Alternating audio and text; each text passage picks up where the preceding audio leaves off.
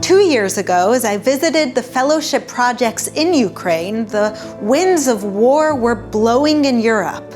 2 years ago, Kiev still stood as a vibrant, beautiful city, even as I saw the scars of past conflicts. I saw a Torah scroll from communist days that had the stamp of KGB on it. I saw elderly Holocaust survivors who were deeply scarred by the darkest chapter in history, but who had hoped to live out their final years with dignity and peace.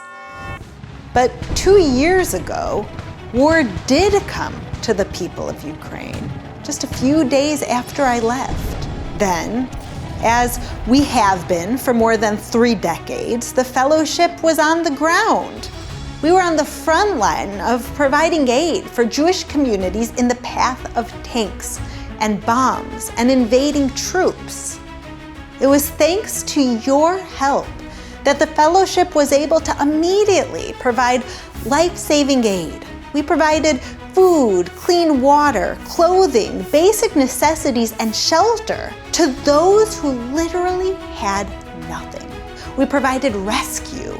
We brought thousands of Jews to safety outside of war-torn Ukraine. We carried them to Israel, just as the prophets foresaw.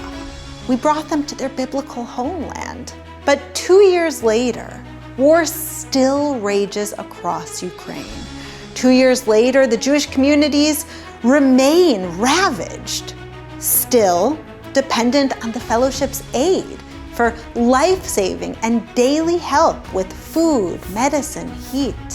It's 2 years later, and your support allows the fellowship to continue our holy work, helping the least of these in war-torn Ukraine, in Israel, and anywhere around the world that God's children are in need. You are there through the fellowship, providing life and providing hope. So toda rabah. Thank you so much for never abandoning God's